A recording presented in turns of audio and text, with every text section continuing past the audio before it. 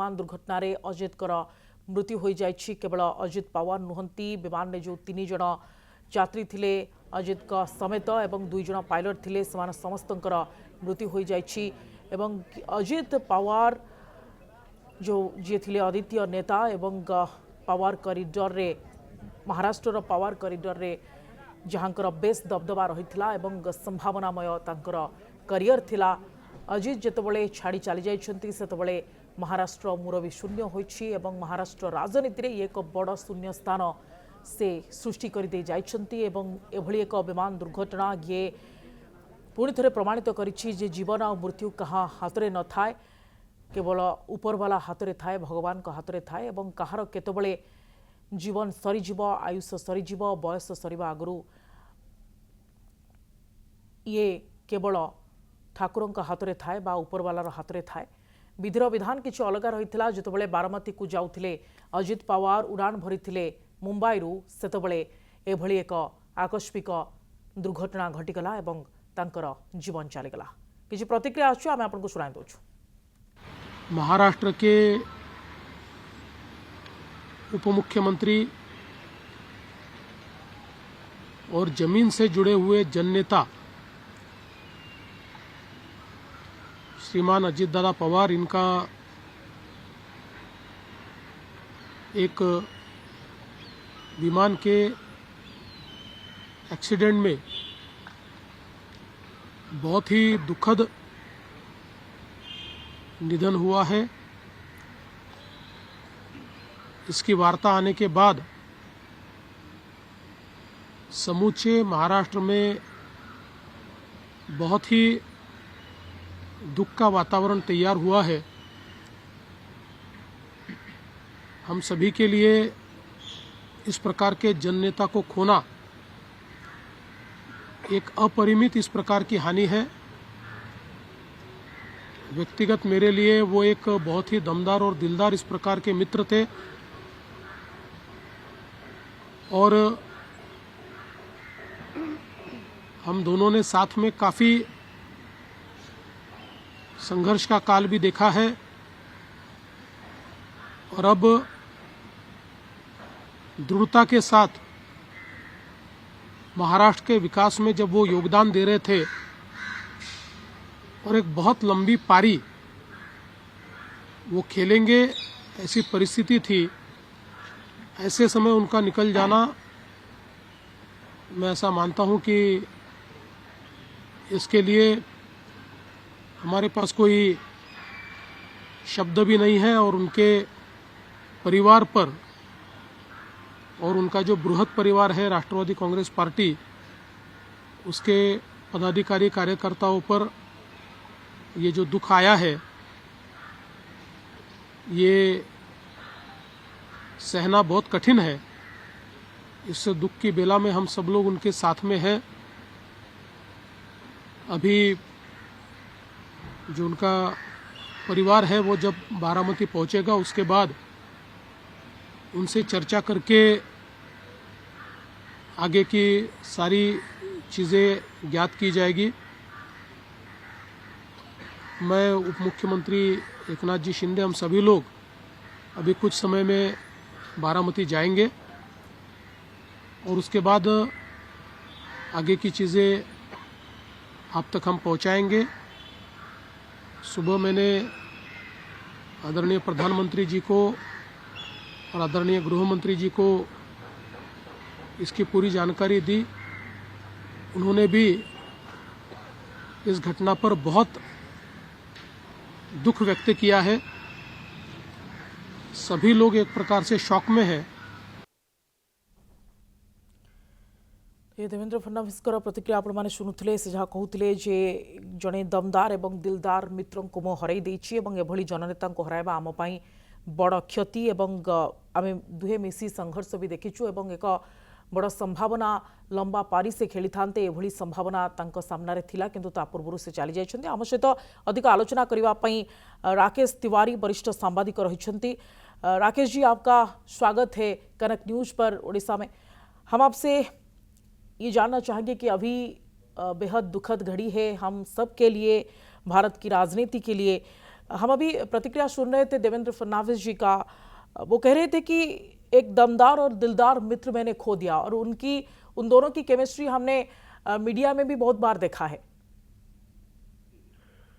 देवेंद्र फडणवीस जो मुख्यमंत्री कह रहे हैं वो बिल्कुल ठीक बात है। महाराष्ट्र की राजनीति को अगर समझा जाए तो दमदार इस लिहाज से हैं कि अजीत पवार ने जब से राजनीति शुरू की 1982 में, जब 1980 में बीजेपी का जन्म होता है और 1982 से इन्होंने राजनीति शुरू की, और 1982 से लेकर अब तक की जो इनकी राजनीति का जो सफर रहा है, उस पूरे सफर पर अगर हम बात करें तो उस पूरे सफर में उनकी दमदार राजनीति इस लिहाज से दिखती है कि शरद पवार जो बारामती से ही उनका मतलब जो गढ़ है वो गिना जाता है, तो उसी बारामती से अजीत पवार उनकी परछाई की तरह खड़े हुए। लेकिन धीरे धीरे उन्होंने अपना ऐसा वजूद बनाया कि उन्होंने सीधे सीधे शरद पवार की पूरी राजनीति को एक चुनौती दी महाराष्ट्र में। और जो मराठा की जो राजनीति है वहां पर, उस मराठा राजनीति में भी एक बड़ी शक्ति बनकर उभरे। अभी आपने पिछले दिनों देखा होगा कि मराठा रिजर्वेशन को लेकर के जिस तरीके से पूरे महाराष्ट्र में एक आंदोलन चला, लेकिन उस आंदोलन को भी अगर देखें तो उस आंदोलन के बावजूद अजीत पवार कभी कमजोर नहीं पड़े। वो हमेशा एक दमदार राजनीतिज्ञ की तरह खड़े रहे, चट्टान की तरह खड़े रहे। और मराठा में खास तौर पर, मराठा समाज के लिए ही नहीं, सभी समाज के बीच और खास तौर पर मराठा समाज में उनकी जो ताकत है उसको कभी भी, वो अपूरणीय क्षति है, उसको कभी भी कोई दूसरा व्यक्ति पूरा नहीं कर सकता। क्योंकि अब शरद पवार बुजुर्ग हो चुके हैं, उनकी उम्र हो चुकी है, लेकिन जब पवार फैमिली की बात आती है, उसकी लीगेसी की बात आती है, तो पहला नाम अजीत पवार का ही था। सुप्रिया सुले बेटी होने के बावजूद शरद पवार की बाद में थी। और अजीत पवार बेशक शरद पवार के भाई के बेटे रहे, और बेटे के बावजूद उनको जो अजीत पवार चाहते थे कि उनको घर की लीगेसी, परिवार की जो पॉलिटिकल एक लीगेसी है वो उनको प्राप्त हो, तो शरद पवार इस बात पर कभी भी उनको मंजूर नहीं करते थे। लेकिन हाँ, शरद पवार ने ये जरूर कहा कि मेरे बाद अगर कोई मराठा राजनीति का सबसे बड़ी जो ताकत है, सबसे बड़ी जो शक्ति का केंद्र है, वो अजीत पवार को उन्होंने हमेशा बताया। तो दमदार इस लिहाज से हैं। दूसरी बात जो अभी फडणवीस ने कहा कि एक दमदार और दिलदार में, तो दिलदार इस लिहाज से कि दिलदार अजीत पवार सुबह 6 बजे से लेकर के और रात के देर रात तक, 12 बजे 1 बजे रात तक वो काम करते रहते थे। ये उनकी आदत में शुमार था हमेशा से ही। और लोगों के बीच में जो उनकी ख्याति थी, जो लोगों के बीच जो उनके सहज भाव और सरलता से वो उपलब्ध होते थे लोगों और जनता के बीच में, उसका कोई सानी दिखता नहीं है, उनके आसपास कोई दिखता नहीं। बेशक उनके ऊपर कई सारे आरोप भी लगे, आरोपों की चर्चा की जाए तो वो अभी इस वक्त चर्चा का विषय नहीं है बेशक, लेकिन उन तमाम आरोपों के बावजूद अजीत पवार ने जिस तरीके से अपने आप को महाराष्ट्र की राजनीति में रेलिवेंट बना के रखा हमेशा, वो एक बड़ी बात है। और दिलदारी इस लिहाज से भी कि वो पॉलिटिकली भी बहुत दिलदार, मतलब उन्होंने कभी भी, जैसे अभी पिछले 2-3 महीने का हम अगर समय देखें तो उन्होंने बहुत दिलदारी से अपने शरद पवार के बीच में जो रिफ्ट था उसको कम करने की दिशा में उन्होंने बहुत अच्छा प्रयास माना जाता है। ये राजनीतिक इस बात को कहते हैं कि वो बहुत अच्छे से आगे आए। अगर 2 कदम शरद पवार चले तो उन्होंने 4 कदम चलने का काम किया। और वो आगे आकर चाहते थे कि निश्चित तौर पर ये परिवार के बीच में जो विवाद है, जो राजनीतिक विवाद है, जो दूरियां हैं, उसको पाटी जाए, वो उसको पाटा जाना चाहिए। ये बात हमेशा उनके मन में रही, इसलिए वो आगे भी आए। तो आप देखेंगे कि पिछले अभी नगर पालिका, नगर निगम चुनाव में कई सीटों पर दोनों एक साथ लड़े, दोनों मिलकर लड़े, बावजूद इसके कि वो सत्ता में और विरोध में शरद पवार कहीं खड़े थे, उनके अगेंस्ट में विपक्षी पार्टी के तौर पे खड़े थे महाराष्ट्र में। लेकिन इसके बाद अजीत पवार और शरद पवार एक रास्ते पर, एक मंच पर, जो भी गिले शिकवे थे उसे मिटाने चले थे। और राकेश जी, हम आपसे ये भी जानेंगे कि लंबी पारी खेलने की एक बड़ी संभावना उनके आगे थी, इसको लेकर आप क्या कहेंगे? मुख्यमंत्री भी बन सकते थे आगे चलकर। हाँ, निश्चित तौर पर एक जो उनके मन में अभी तक जो एक आप कहेंगे कि एक कमी, एक कहीं ना कहीं उनको एक कसक थी, मलाल तो नहीं कर सकते, मलाल कह सकते हैं, कसक थी कि वो मुख्यमंत्री अब तक नहीं बन पाए। लेकिन उनमें बहुत संभावनाएं थी। और अभी इस वक्त आप देखिए कि पूरा महाराष्ट्र एक तरीके से रो रहा है। बहुत सारे उनके राइवल होंगे जो अंदर अंदर इस बात के लिए सोचते होंगे, लेकिन एक व्यक्ति के तौर पर उनका जाना, एक राजनीतिज्ञ के तौर पर उनका जाना निश्चित तौर पर यह समय नहीं था और उनके अंदर असीम संभावनाएं थी। बेशक उनकी उम्र चाहे जो भी हो, लेकिन वो अभी भी यंग एक पॉलिटिकल फिगर के रूप में महाराष्ट्र में बराबर देखे जाते थे जिस तरीके से फडणवीस को देखा जाता है। तो ये माना जाता है कि वो अजीत पवार और एकनाथ शिंदे और जो फडणवीस हैं, ये तीनों एक यंग जनरेशन के प्रतीक के तौर पर माने जाते थे। उनको दादा कहा जाता था, अजीत दादा के रूप में वो विख्यात थे, सबके बीच में बहुत पॉपुलर थे। तो अजीत दादा यानी अजीत बड़ा भाई। तो बड़े भाई के रूप में जो उनकी इमेज रही, वो एक असीम संभावना और सबको लेके चलने का जो मादा था उनके अंदर, वो हमेशा ही देखा गया है। और अभी ये माना जाता था, बेशक एनसीपी को जो दो टुकड़े हुए एनसीपी के दो धड़े बने, एक शरद पवार और एक अजीत पवार जो गुट बना, ये बहुत राजनीतिक रूप से अजीत पवार या पवार फैमिली के लिए भी अच्छा नहीं था।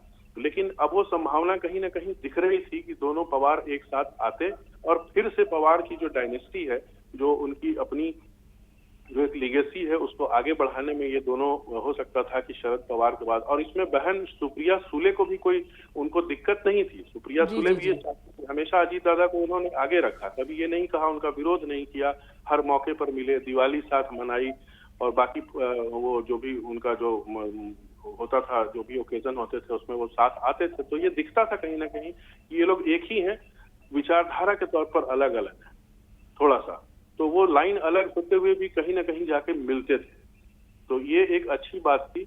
और अभी उसमें असीम संभावनाएं थी कि वो जब गठबंधन की पॉलिटिक्स चल रही है, जहां अकेले बीजेपी नहीं है, जहां अकेले शिंदे गुट नहीं है, शिवसेना नहीं है, वहां हमेशा एनसीपी एक अजीत पवार एक कैटलिस्ट की तरह भूमिका निभाते थे कि सरकारों को बनाने, सरकारों का गणित बिगाड़। राकेश जी, चाहे सरकार कोई भी हो, हमने देखा है महाराष्ट्र में अजीत पवार के बिना कुछ भी नहीं हो सकता था। हाँ, मैं यही कह रहा हूँ आपसे कि अजीत पवार ने अपना एक ऐसा वजूद तैयार कर लिया था पैरेलली, शरद पवार के पैरेलल। माना जाता है कि शरद पवार महाराष्ट्र की राजनीति में चाणक्य हैं। ठीक वैसे ही कि मतलब वो जो चाहे, जैसे अभी अमित शाह को गिना जाता है चाणक्य के रूप में बीजेपी के, तो उसी तरीके से शरद पवार को महाराष्ट्र के राजनीति में कोई चैलेंज देने वाला नहीं। लेकिन अजीत पवार साथ रख के परछाई की तरह, और वो शरद पवार से एक बड़ा किरदार अपने आप में स्थापित हो पाए। तो ये उनकी बड़ी राजनीति का मतलब ये प्रतीक है कि वो एक बड़े राजनीतिज्ञ के रूप में शरद पवार से ही सीख के, शरद पवार को ही, अपने गुरु को ही, अपने चाचा को ही एक तरीके से समझिए कि पीछे छोड़ देना या उनसे बड़ी लकीर खींच देना, ये एक बड़ी बात थी अजीत पवार में, जो अब नहीं रही। अब उनके जाने के बाद ये रिक्तता जो है वो पूरी नहीं हो पाएगी, ये कमी पूरी करना। अब तो सवाल ये है कि उनकी पार्टी को लीड कौन करेगा, उनकी पार्टी को देखेगा कौन? क्या वो पार्टी फिर से मर्जर की तरफ बढ़ेगी, शरद पवार के ग्रुप में फिर शामिल हो जाएगी? क्या एनसीपी दोनों अलग धड़ा एक हो सकता है? अब सवाल नेता का है, क्योंकि सुप्रिया सुले के ऊपर बात करें तो सुप्रिया सुले बेशक केंद्र की राजनीति में बहुत फिट हैं, लेकिन महाराष्ट्र की राजनीति में वो इतनी बड़ी फिगर अजीत पवार की तरह नहीं बन सकी हैं। अगर पार्टी, राकेश जी, एक नए लीडर को भी ढूंढता है तो वो कौन हो सकता है? क्या ऐसा कोई है? देखिए, अभी तो तुरंत से किसी का नाम ले देना इस दुख की घड़ी में बहुत मुश्किल है। हाँ, लेकिन उसमें लीडर कई सारे हैं। सुप्रिया सुले का मतलब मैं नहीं कह सकता कि सुप्रिया सुले वो जगह ले लेंगी और दोनों पवार गुट एक हो जाएंगे तुरंत से। अभी इन बातों पर चर्चा तुरंत से नहीं हो पा रही है, लेकिन हाँ, ये जरूर है कि आने वाले समय में ये भी पिक्चर धीरे धीरे साफ हो जाएगा कि उनके पीछे जो और बाकी नेता, मैं तो यही तो कह रहा हूँ आपसे कि ये नाम ही नहीं है उनके पीछे कि किसका नाम लिया जाए। सवाल ये भी है कि किसका नाम ले। अचानक से आप मुझसे पूछें कि कौन सा नेता हो सकता है, तो मेरे लिए भी ये मुश्किल है, किसी के लिए भी मुश्किल है। नेता कई सारे हैं, लेकिन किसको बना दिया जाए नेता, ऐसा कोई फिगर नहीं। अजीत पवार अनपैरेलल पैरेलल लोगों के साथ बड़ी दिक्कत ये है कि उनकी लीगेसी को संभालने वाला उन्हीं की पार्टी में कोई एक। ये घड़ी ऐसी बात करने की बिल्कुल भी नहीं है राकेश जी, लेकिन ये मृत्यु किसी का कहीं भी आ सकता है। ये अजीत पवार की निधन पर हम सबको फिर से ये बता गई है विधि। धन्यवाद, शुक्रिया हमसे बातचीत करने के लिए। राकेश तिवारी वरिष्ठ सांबादिक उमेर आम सहित रही अधिक आलोचना बाबद करुले। अजीत पवार तमाम जो राजनीतिक कार्यकलाप रही जीवन एवं आगक जो संभावनामय राजनीतिक करियर आगे रही से बाबद से अधिक आलोचना करथिला।